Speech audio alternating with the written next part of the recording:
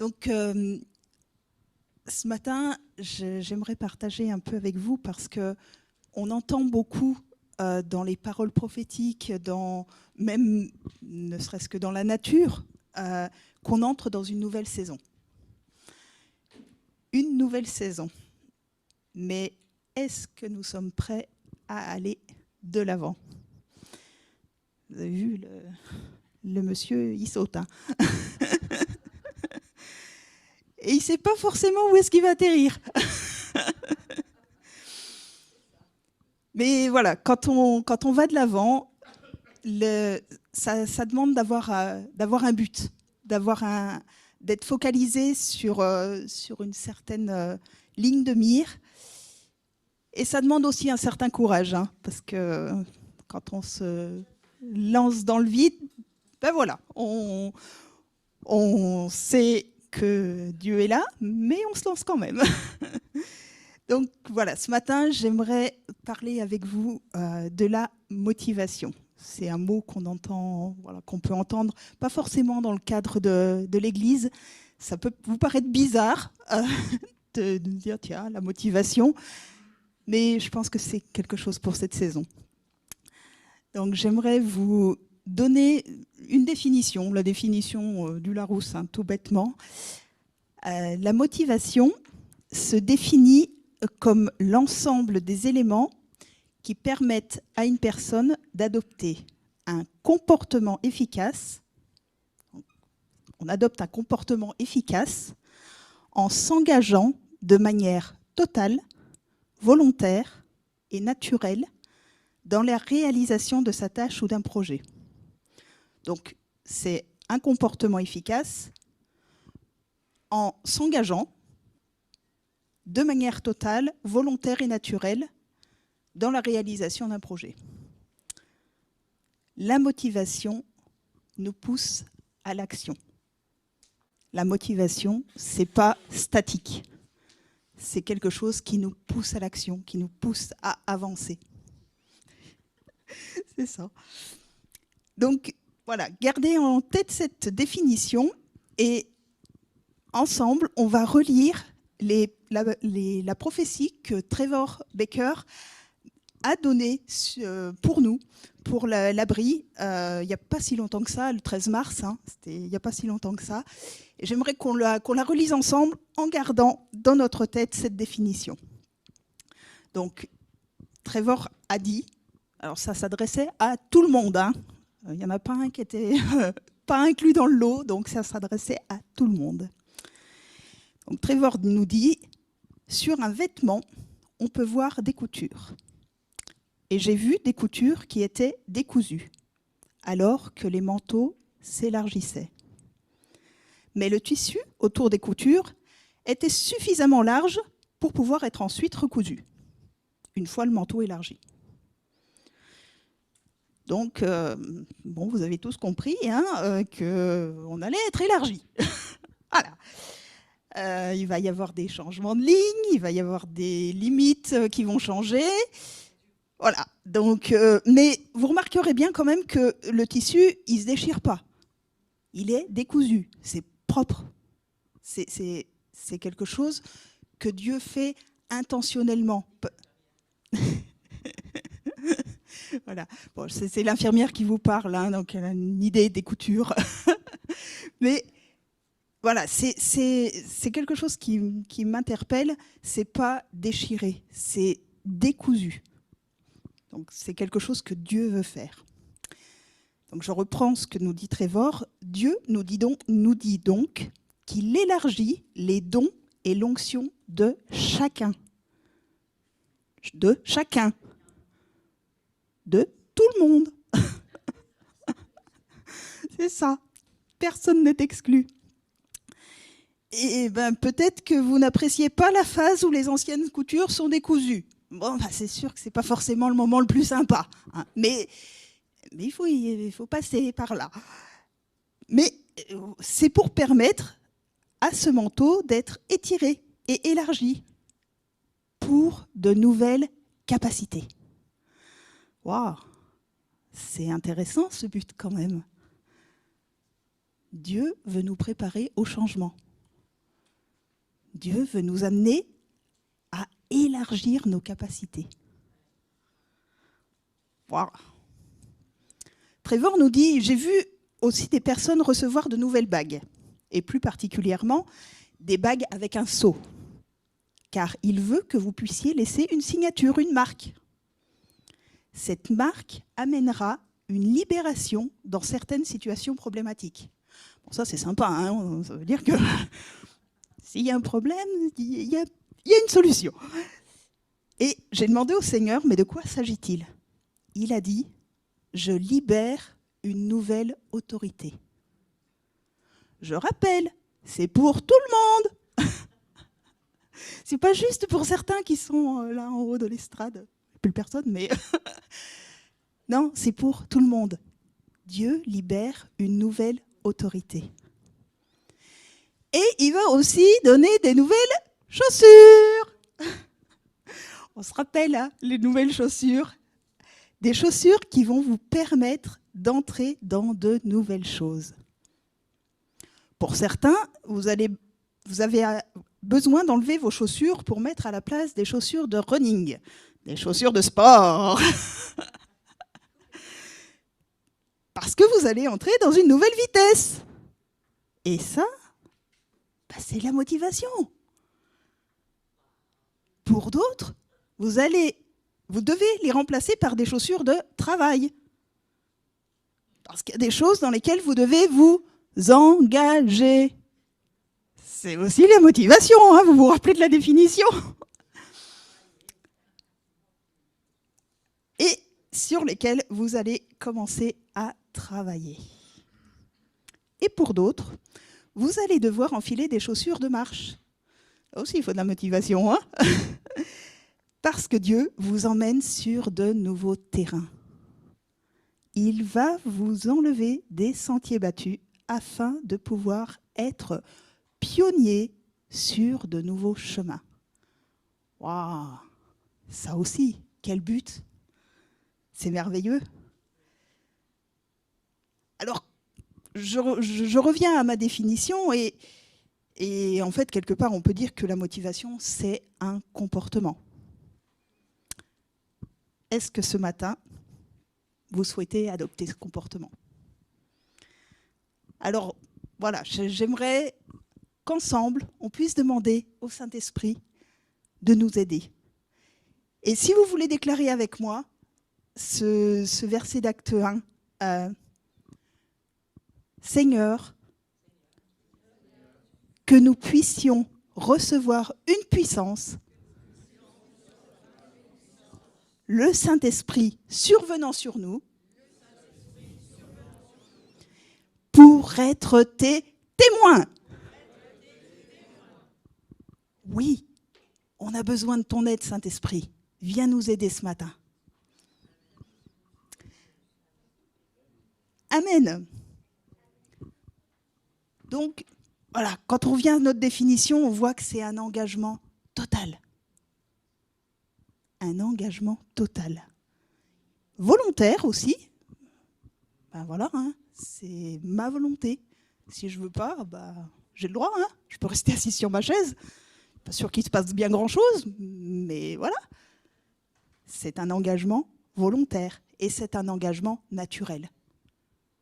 Dieu ne va pas contre notre nature. On a vu ce matin, il nous aime, jamais il va nous forcer. Mais voilà, il veut aussi notre bien. Donc, quelque part, voilà, il veut aussi qu'on passe certaines limites.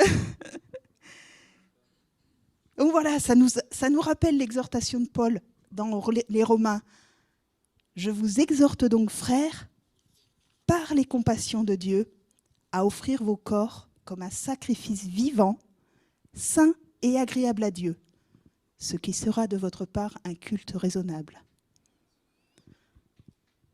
Alors oui, le sacrifice vivant, des fois, c'est pas toujours évident, hein. Vous me direz, ouais, un culte raisonnable, des fois la raison de Dieu n'est pas vraiment la même que la nôtre.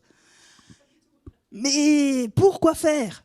Si on se réfère à ce que Trevor nous a dit, qu'est-ce qu'on a? Un manteau élargi. On a des dons, des onctions élargies. On a une nouvelle autorité. On a de nouvelles chaussures. On va entrer dans des nouvelles choses. On va aussi avoir une nouvelle vitesse. On va devoir s'engager. Bon. On va aller sur des nouveaux terrains et sur des nouveaux chemins. Et ça, c'est quand même un super but, moi, je trouve. Ça donne envie d'être ce sacrifice vivant. Ça nous motive. Et voilà, on va se rappeler qu'on n'est pas tout seul dans l'affaire et qu'avec l'aide du Saint-Esprit, on va y arriver.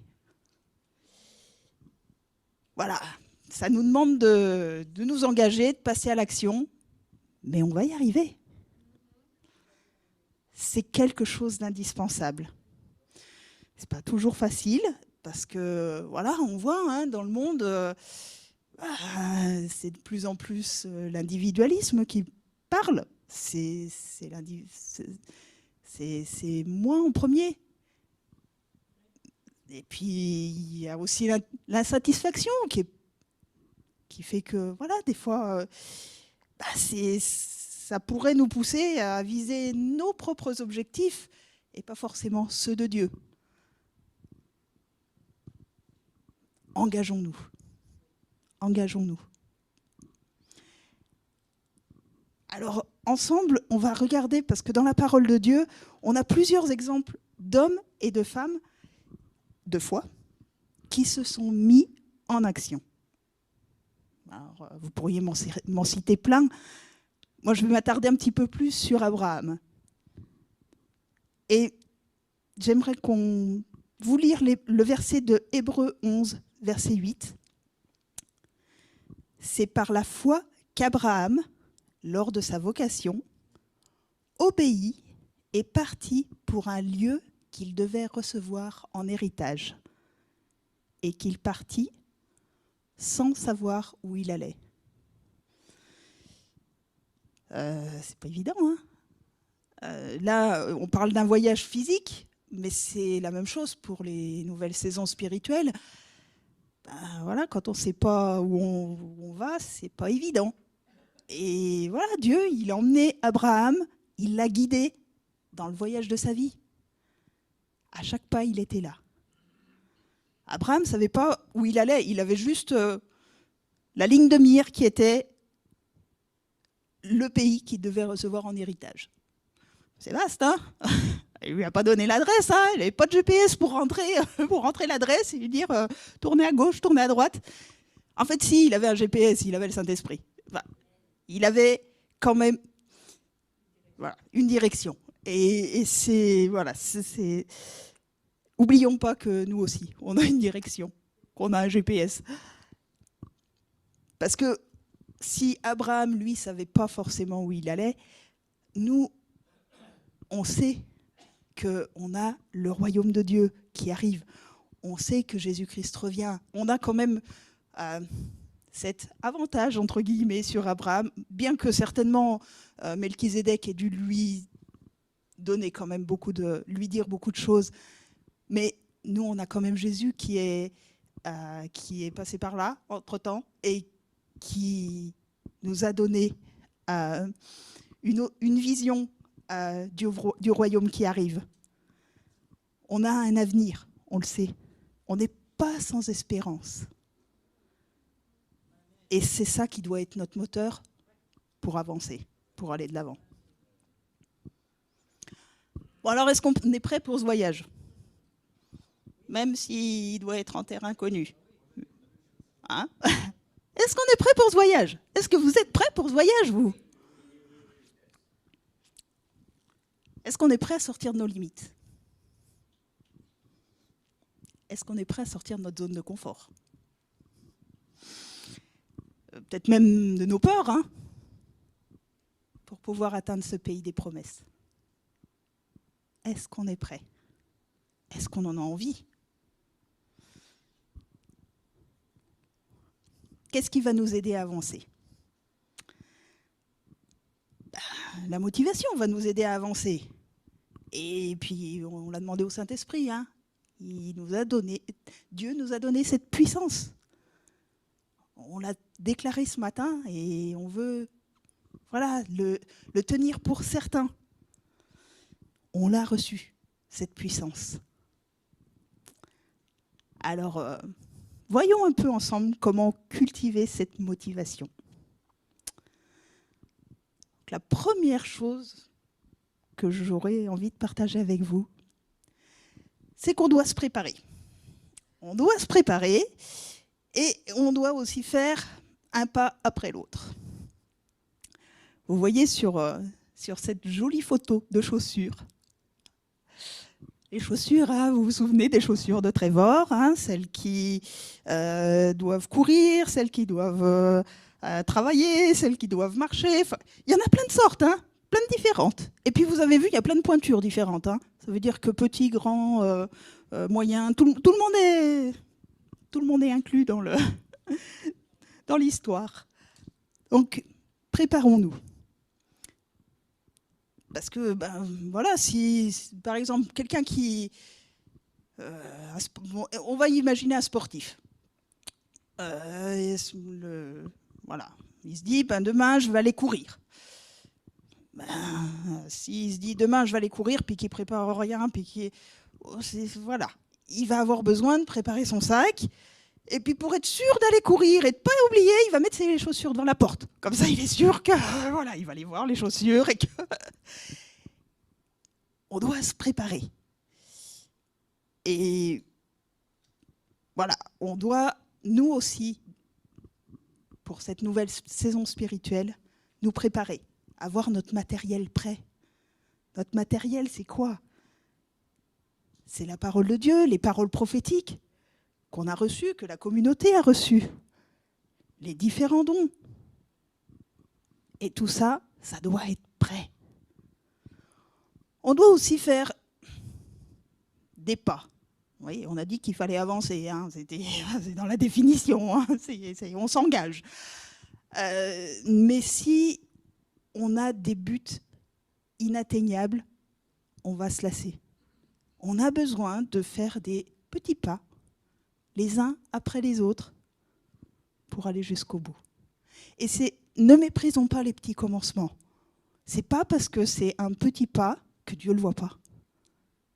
Et c'est ça qui va permettre petit à petit d'aller jusqu'au bout et d'achever la course. C'est Paul qui dit ça. Je ne saurais plus dire dans quel épître. Achevons cette course. Donc voilà, on va se souvenir que on doit aussi s'accrocher à la parole parce que vous vous souvenez, dans Romains, il est dit la foi vient de ce qu'on entend et ce qu'on entend vient de la parole de Dieu. On doit s'accrocher à ces versets, à ces paroles Réma qui nous touchent. C'est pas forcément la même chose pour chacun. Ça dépend de nos saisons, ça dépend de plein de choses. Mais on a tous expérimenté un verset qui nous transperce. Celui-là, il est pour moi, c'est celui pour ma saison et je vais aller avec et je m'en empare et puis c'est lui qui va me faire avancer. On l'a tous expérimenté, la parole de Dieu est tellement puissante pour nous renouveler.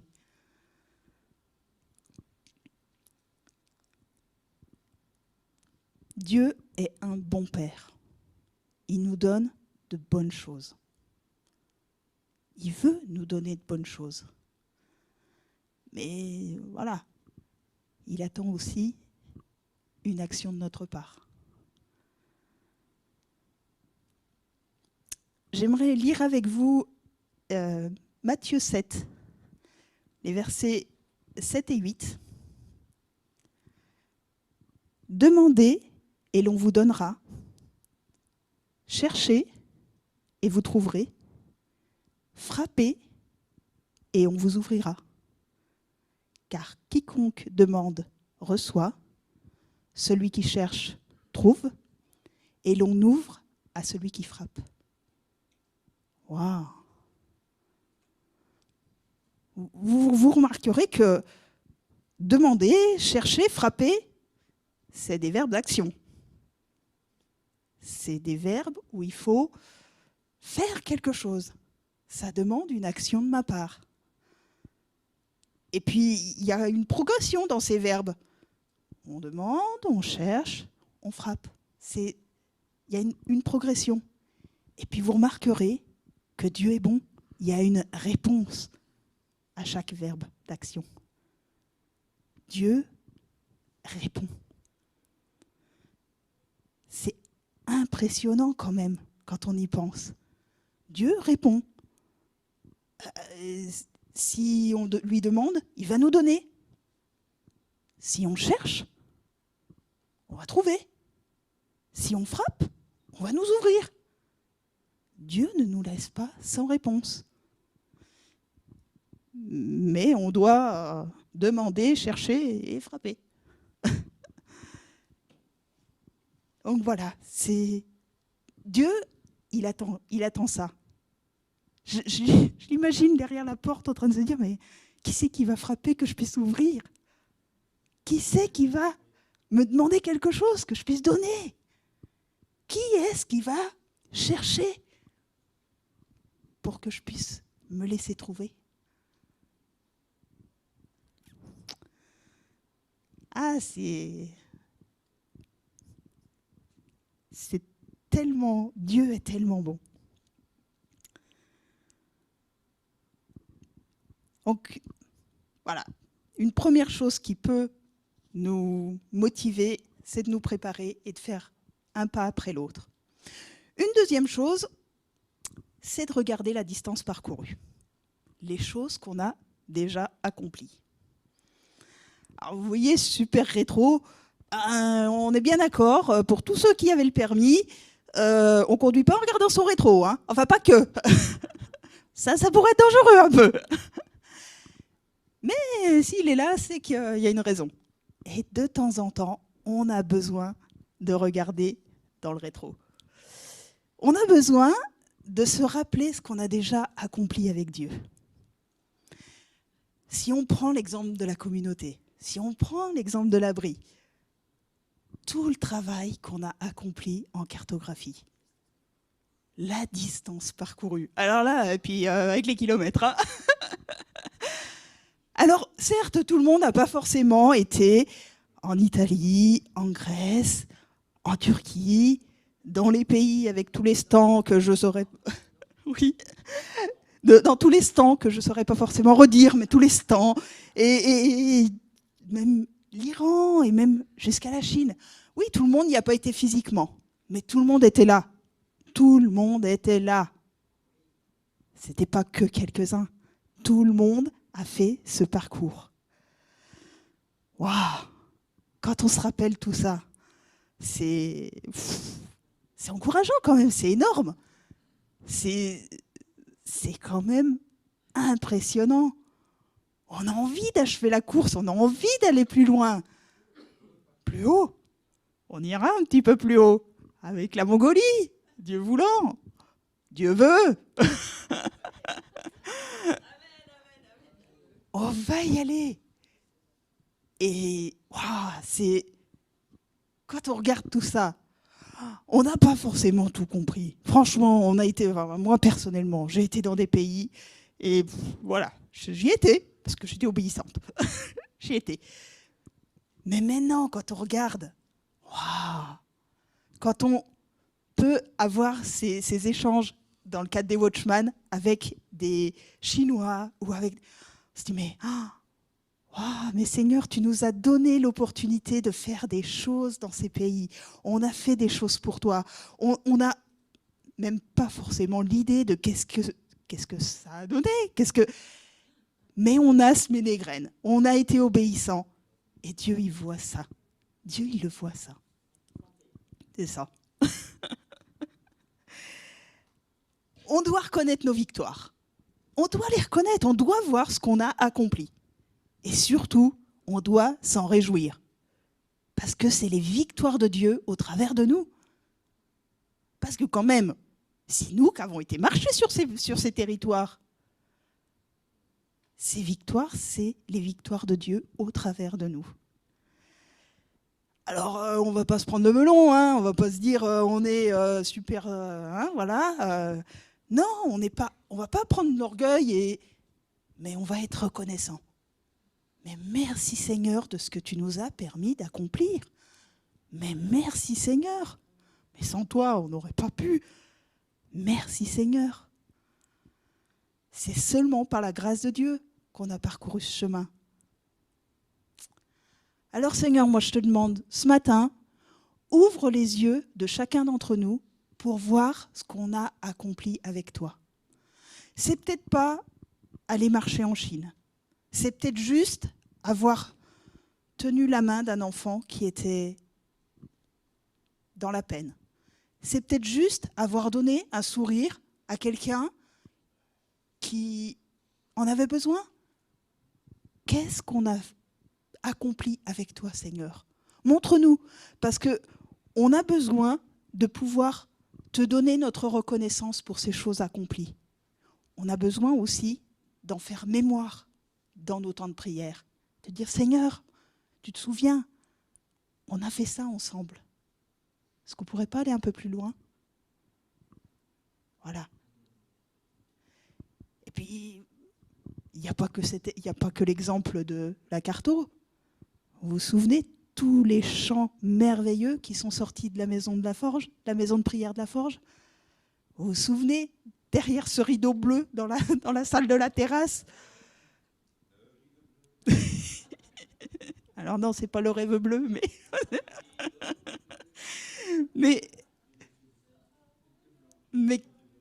c'est ça. Mais c'était un voyage tellement fabuleux.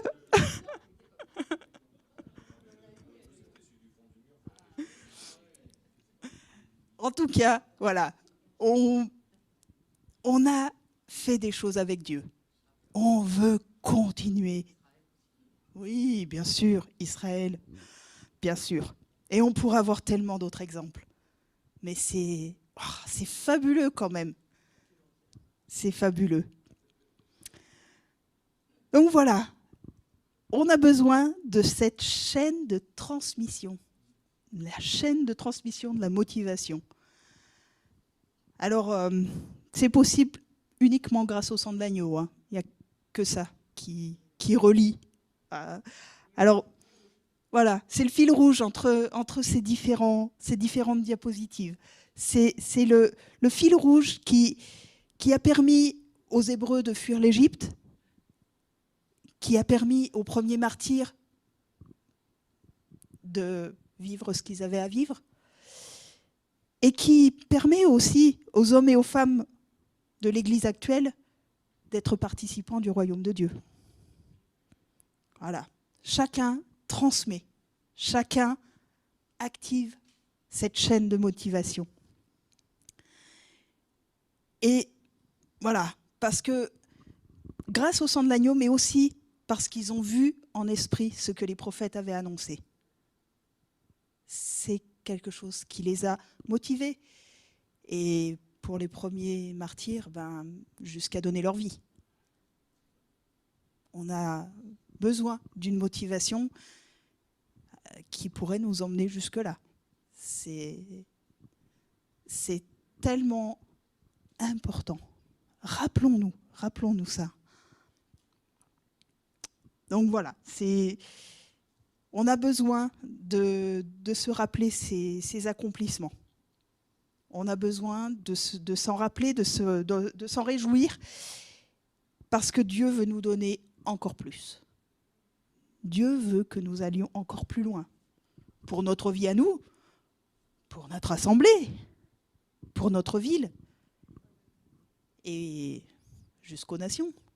On n'a pas été jusqu'au bout du verset de Actes, mais on est ses témoins en Samarie, en Judée, à Jérusalem, en Samarie, en Judée, puis jusqu'aux extrémités de la terre. Ça va jusque-là.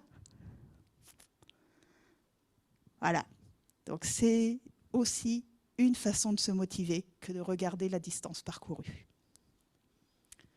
Une autre façon, c'est de se rappeler pourquoi.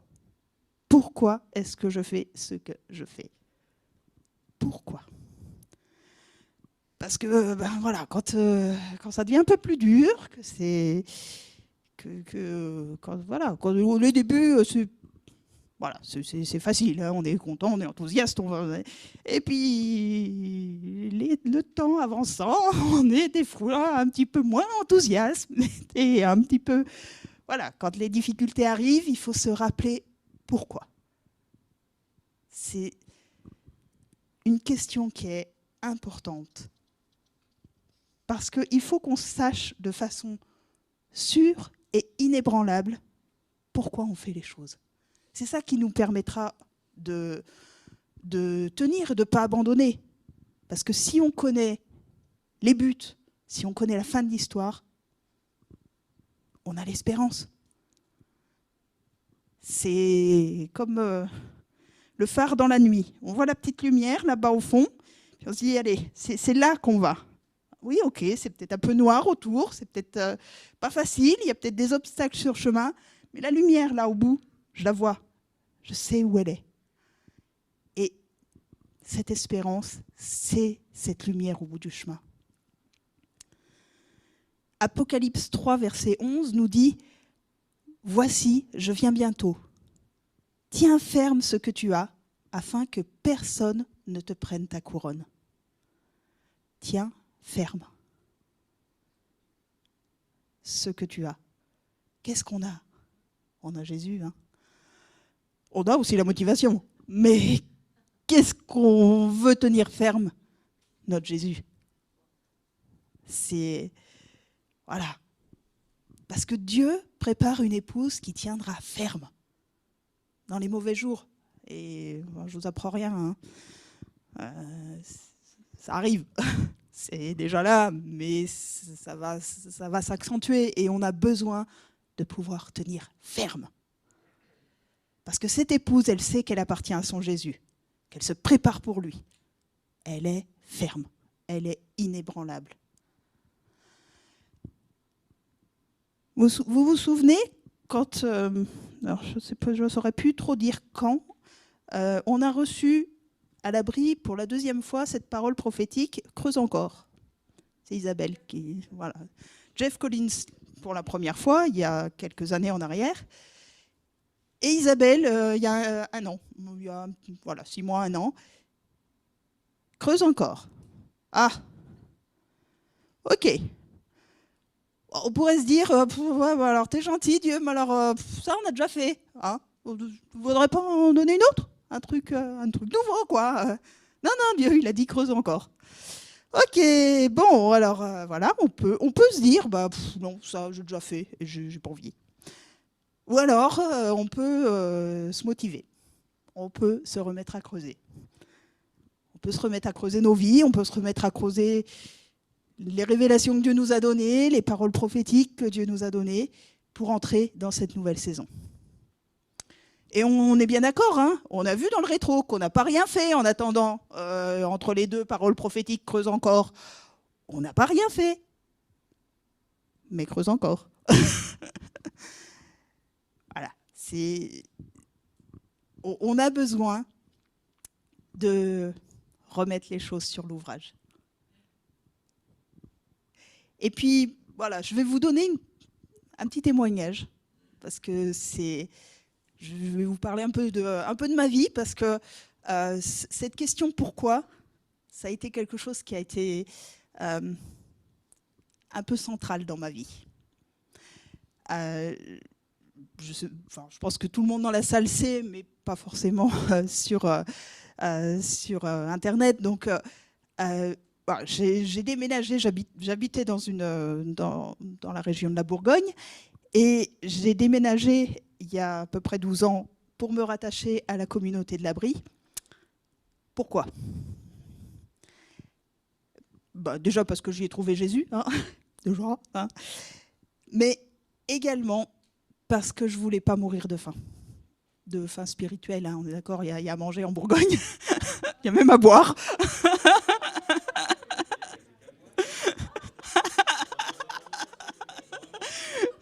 Bon, je voulais pas mourir de soif non plus.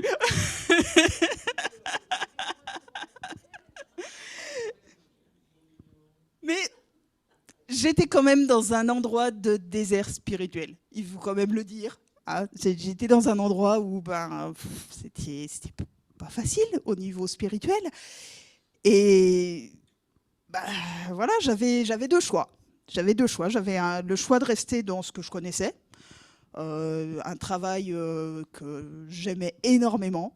À l'époque, j'étais en clinique dans un super service, pas drôle, mais super service de cancérologie. Enfin voilà, je maîtrisais quand même plutôt pas mal mon sujet. C'était quelque chose que j'aimais. Donc voilà, je pouvais rester voilà, dans ce que je connaissais. J'avais ma famille hein, qui était là.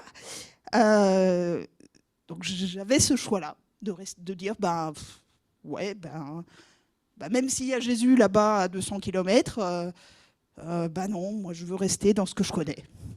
Ou alors j'avais le choix de dire, ok, on va vers une certaine incertitude, ouais, même complètement l'inconnu au niveau du travail, hein, il faut quand même le dire. Mais je reste en vie spirituellement. C'était les deux choix que j'avais. Et voilà. La chose, c'est que Dieu est bon et que comme je venais ponctuellement, comme oui, on va essayer de ne pas prendre feu. En fait, comme je venais ponctuellement, Dieu m'avait fait goûter. Dieu m'avait fait goûter certaines... voilà, il m'avait fait goûter son amour, il m'avait appâté, il m'avait montré certaines choses. Et honnêtement, c'était pas si compliqué que ça dans ma tête de faire le choix. Mais quand même, c'était pas facile. Il faut quand même le dire, c'était pas facile de quitter la certitude, de quitter une maison que je venais d'acheter un an avant, de quitter voilà, mon connu pour l'inconnu. C'était pas facile. Mais je sais pourquoi je l'ai fait. Et le pourquoi, c'était je veux pas mourir.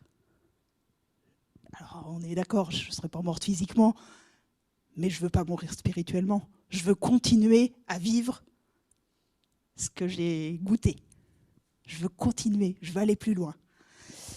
Voilà, ça c'était un petit peu mon parcours de vie, en tout cas. Et en tout cas, il me semble que dans cette nouvelle saison, comme je vous ai dit, j'ai décidé d'être là. Il y a une certaine obéissance, mais j'ai décidé. Et je pense que dans cette nouvelle saison, notre décision et l'obéissance à ce que Dieu nous dit va être vitale pour nous. Écoutons ce que Dieu a à nous dire. Alors, Dieu peut nous parler au travers de sa parole, au travers de paroles prophétiques. Voilà, Dieu n'est pas limité, mais écoutons ce qu'il a à nous dire. Et positionnons-nous. Ce n'est pas forcément physique, hein, ce n'est pas forcément un déménagement, mais positionnons-nous. Parce que c'est en sachant pourquoi on fait les choses qu'on tiendra ferme. C'est plus le temps de tergiverser, de dire allez, peut-être, bon, un jour, ouais. Allez, un jour. Quand tu m'auras donné un signe, 2 signes, 3 signes, 4 signes, puis toute la volée de canards. Non, non, non, non. Dieu est gentil, mais au bout d'un moment, voilà, quoi. On va pas le... C'est ça. Mais enfin. Alors, il nous laisse le choix, il n'y a pas de souci. Mais soyons à l'écoute de ce qu'il a à nous dire. Soyons à l'écoute de là où il veut que nous soyons. Et puis si on fait un parallèle avec la sortie d'Égypte, par exemple, la sortie du peuple hébreu, enfin, c'est le moment, hein. On l'a dit ce matin, on l'a dit, on l'a redit, on est dans les jours de la fête de Pâques. On est à Pessah. Et pourquoi le peuple hébreu, il a quitté l'Égypte? Après tout, il y avait des concombres, hein. Il y avait des trucs bons à manger là-bas. Bon, d'accord, ils étaient esclaves, mais quand même, Pourquoi est-ce qu'ils ont fui? Pourquoi est-ce qu'ils ont sacrifié l'agneau? Pourquoi? Pourquoi? Je crois qu'eux aussi, ils ne voulaient pas mourir esclaves. Hein. Voilà. Eux aussi, ils ne voulaient pas mourir esclaves. Alors voilà, moi ce matin, je veux m'adresser à... Alors, vous dans la salle, vous connaissez Jésus, mais ce matin, je voudrais particulièrement m'adresser à ceux qui peut-être regarderont en replay et vous dire que peut-être vous en avez marre d'être esclave de certaines choses. Peut-être vous en avez marre d'être dans des situations dont vous ne voyez pas l'issue. Prenez cette opportunité ce matin. Prenez une opportunité de demander, juste de demander à Jésus de vous libérer de cet esclavage. Voilà, prenez ce temps. Prenez ce temps ce matin. Dieu vous appelle à être dans son cœur. On l'a dit ce matin. Prenez ce temps de vous dire, peut-être que cet amour, je ne le connais pas et j'en ai besoin. Prenez un temps. Et si vous qui êtes sur Internet, vous souhaitez écrire dans les commentaires, j'ai besoin de toi, Jésus.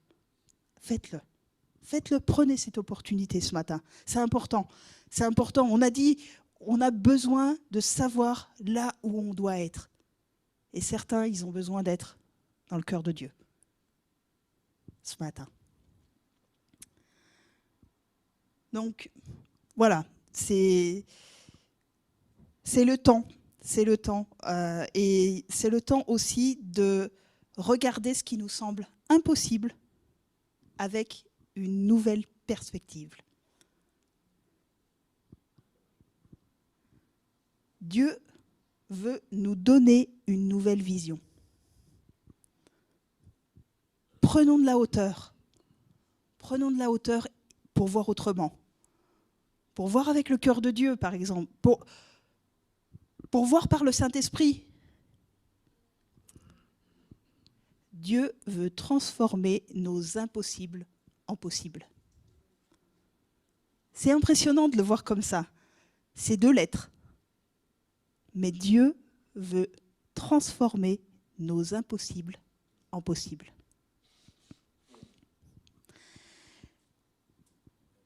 Voilà, c'est important. C'est important.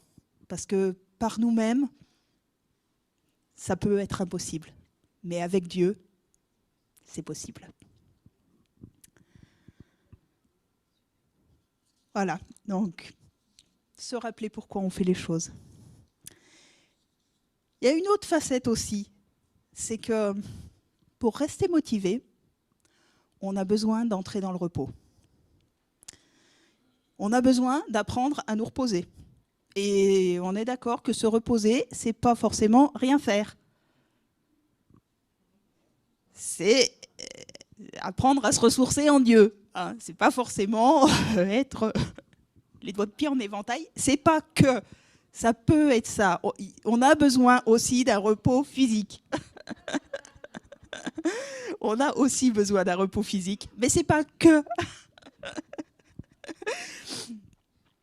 On a besoin d'avoir du temps pour s'arrêter et pour goûter au repos de Dieu. Vous vous souvenez, dans le psaume 23, hein, c'est « Il me fait reposer dans de verts pâturages. Il me dirige près des eaux paisibles. Il restaure mon âme. » C'est dans le repos que Dieu peut restaurer mon âme. C'est important. Alors, franchement, je vais vous dire, d'expérience, ça peut faire peur. Honnêtement, je vais vous raconter une petite anecdote, hein, parce qu'après avoir déménagé, j'ai monté mon cabinet d'infirmière. Alors voilà, c'est une super expérience, hein, que je ne regrette pour rien au monde. Mais pendant 6 mois, j'ai bossé 7 jours sur 7. Voilà, c'était pas, voilà, c'était faisable. Hein, j'avais pas beaucoup de patients, mais c'était pas évident, 7 jours sur 7. Et puis à un moment, j'ai commencé à entendre Dieu me dire repos, repos. Et là, en gros, moi je dis, mais alors Seigneur, t'es gentil, mais je ne peux pas. Je ne peux pas. Parce que si, alors, pour la partie technique, l'infirmière qui ne travaille pas ne gagne rien. Seigneur, t'es gentil, mais avec 3 patients, ben, si je ne travaille pas, je ne gagne rien. Je ne gagne pas beaucoup déjà avec mes 3 patients, mais alors si en plus je m'arrête un jour, là, il faut payer la personne qui me remplace. Enfin, Seigneur, là, je ne vois pas, je ne comprends pas. Bon, bref, impossible, c'est ça, impossible. Laisse tomber. Et ouais, ne me parle plus, mais n'empêche qu'il commence. Il continuait à me parler. Et ça devenait un peu insistant, l'affaire. Vous savez, Dieu, il peut être insistant. Hein. Il peut être... non, mais je te dis. Non, mais je te dis. Repos. Repos. Et alors, je n'entendais que ça. Repos. Bon, ok. Alors, eh ben, encore une fois, hein, j'ai décidé, parce que c'est une affaire de décision, de dire, ben, ok. Alors, par la foi, Seigneur, je mets une annonce. Je mets une annonce pour trouver quelqu'un qui va me remplacer 1 fois par semaine. Alors, vraiment par la foi, hein, parce que alors moi, j'ai pas du tout... je vois pas l'affaire, mais par la foi. Ok, on y va. Je pose mon annonce. Je rencontre une personne avec laquelle ça passe super. Voilà. Je me dis, c'est elle. Voilà. Elle va me remplacer 1 fois par semaine. Et dans la même semaine où j'ai rencontré cette personne, j'ai doublé, voire triplé le nombre de patients qui étaient dans ma patientèle. C'était impossible. Enfin, je veux dire, tout le monde n'a pas trouvé mon numéro de téléphone comme ça. Enfin, c'était que Dieu. Ça pouvait être que Dieu. Et là, je me suis dit, ok. Eh bien, en fait, j'avais besoin de ce temps de repos. Et ce n'est pas une perte au final. On peut avoir peur de se dire, ben, ouais, alors si je m'arrête, laisse tomber, ce qui va s'accumuler, ce qui va... non, mais là, je ne vois pas, quoi. Non, Dieu, il nous dit, si tu t'arrêtes, si tu m'obéis, c'est un commandement. Hein. Le Shabbat, c'est un commandement. Ça veut dire, c'est un commandement, c'est un ordre, quoi, en gros, pour parler français. Bon, ben... non, si tu m'obéis, si tu obéis à mon commandement, moi, je vais pourvoir. Ce n'est pas un problème pour moi. Bon, ça m'était un pour moi, mais plus maintenant. Non, mais c'est comme quoi on se met des impossibles. Hein, on a vu la diapo d'avant, on se met des impossibles. Dieu est tout à fait capable de faire passer nos impossibles en possibles. Juste parce qu'on a obéi à son commandement. Alors franchement, je vais vous dire, hein, moi j'ai obéi à reculons, hein, j'ai obéi en tremblant et puis en me disant, bon, bah, il va falloir que tu pourvoies là sur ce coup-là, parce que... Mais Dieu est là. Il ne nous laisse pas tomber. Il sait très bien que, voilà, on a fait le saut, puis on se dit, ouais, j'espère que tu seras au bout, parce que, voilà. Ouais, Dieu peut transformer nos impossibles en possibles. Ah là là, mais quel bonheur. Quel bonheur. Donc, voilà, j'aimerais aussi... Alors, donc, on a vu qu'on avait besoin de se reposer, mais on a également besoin de s'entourer des bonnes personnes. Donc, voilà. Un jour, j'ai entendu quelqu'un qui disait qu'on était fait de la moyenne des 5 personnes avec lesquelles on passe le plus de temps. En gros, ça veut dire les 5 personnes qui m'entourent, que je côtoie le plus souvent dans la journée, dans ma semaine, ben, voilà, mon caractère, il va refléter une moyenne de ces 5 personnes, quoi. En gros, si je ne suis qu'avec des pessimistes et qu'avec des gens qui ne voient que du noir, ben, je vais finir par voir du noir, quoi. En gros, c'est l'idée, quoi. Donc, voilà. Alors ça, du coup, ça présuppose 2 choses. C'est 2 angles différents, mais c'est 2 angles complémentaires. La première chose, c'est qui sont les personnes qui m'entourent, de qui je m'entoure. Alors des fois on n'a pas le choix, hein, vous me direz mes collègues, je les choisis pas, hein, c'est pas... On a aussi le choix de se dire, bah oui, mes collègues, je les choisis pas, mais mes frères et sœurs, ma communauté, je la choisis. Et si je passe du temps avec eux, ben voilà. Est-ce que les gens qui m'entourent, ils vont me tirer vers le haut? Est-ce qu'ils vont me tirer vers le bas? Voilà. Donc ça, c'est un premier angle. Puis le deuxième angle, c'est, d'accord, les autres, c'est bien. Et moi, je suis qui pour les autres? Moi, je suis qui pour les autres? Les personnes qui me côtoient, comment je vais, entre guillemets, influer sur leur caractère, sur leurs émotions? Comment est-ce que, voilà, est-ce que je serais plutôt à tendance positive, encourageante, allez, on y va, ça va aller? Ou est-ce que je vais dire, oh, ouais, bon, et voir les choses de façon négative? C'est important de se dire que nous aussi, on peut être des gens qui influent sur les personnes de notre quotidien. Nous sommes des influenceurs, nous sommes des gens qui vont pouvoir transmettre des choses. Qu'est-ce qu'on transmet? Bonne question. Hein. Alors, bon, on a dit, on a redit qu'on est à Pâques. Et Pessah, Flo nous l'a déjà dit, mais je trouve que c'est important de le redire là. Pessah en hébreu, le P, c'est la bouche, et le Sar, c'est parler, déclarer. Qu'est-ce qui sort de ma bouche? Je me parle à moi-même. Hein. Je ne parle pas forcément qu'à vous. Hein. Qu'est-ce qui sort de ma bouche? Donc voilà, moi je vous encourage, soyons les gardiens les uns des autres et aidons-nous mutuellement à aller vers le haut, à avoir les paroles, les attitudes de Christ. Il faut se souvenir qu'on avance mieux ensemble. Et voilà, on va lire ce verset d'Ecclésiaste tellement, tellement encourageant. 2 valent mieux qu'1, parce qu'ils ont un meilleur salaire de leur travail. Ça, c'est basique. Même si l'un d'eux tombe, l'autre relèvera son compagnon.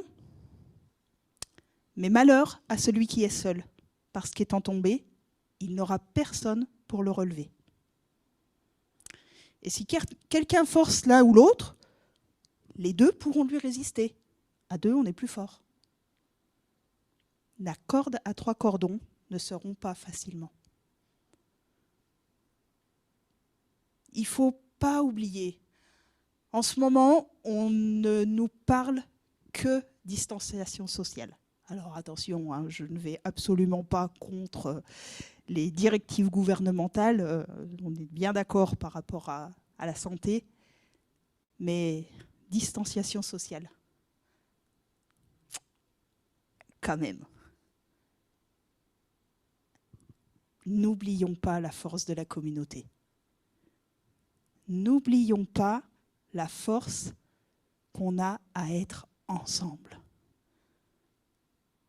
C'est tellement important de ne pas rester seul. C'est tellement important.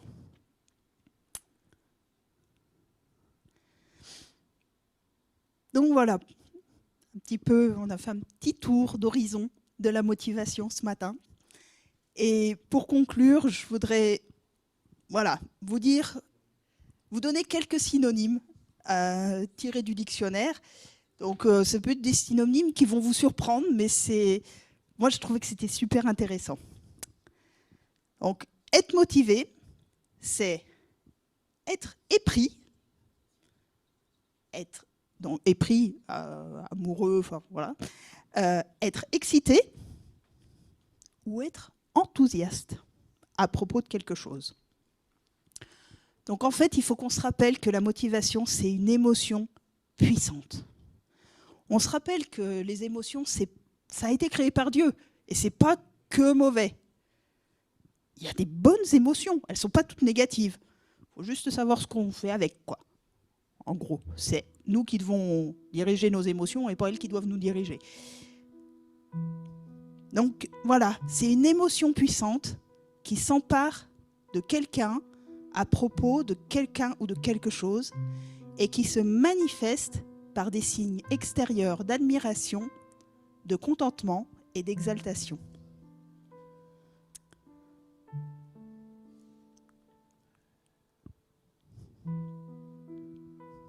Donc, est-ce qu'on manifeste ces signes extérieurs d'admiration, de contentement et d'exaltation? Vous savez, si on reprend l'église d'Éphèse dans le livre de l'Apocalypse, on nous dit qu'elle avait perdu son premier amour. C'est l'église qui a perdu son premier amour. Mais un peu plus haut, on nous dit que ce que Dieu aime, c'est qu'elle ne s'est pas lassée. Donc, quelque part, est-ce qu'on ne pourrait pas dire que cette église, elle n'avait pas perdu sa motivation, mais que par contre, elle n'était pas tournée vers la bonne chose, que sa motivation n'avait pas le bon but, n'avait pas le but de son premier amour. Alors voilà, ensemble, ce matin, j'aimerais qu'on puisse demander au Seigneur que nous soyons motivés par la bonne chose. Déjà que nous soyons motivés, déjà pas mal, mais par la bonne chose, par notre premier amour, par lui. Bien sûr, par son royaume, par le fait d'amener des âmes à Christ, par plein de choses, mais en premier par lui. Soyons motivés par Dieu. Oui, c'est le chérissement de ce matin. C'est être dans son cœur, c'est être attaché à lui, attaché cœur à cœur. Que ce matin, il puisse y avoir vraiment un cœur à cœur avec le Seigneur.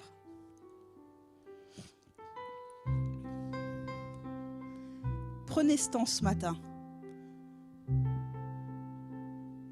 Prenez ce temps pour voir où j'en suis avec la motivation. Où j'en suis avec le chérissement du cœur de Dieu.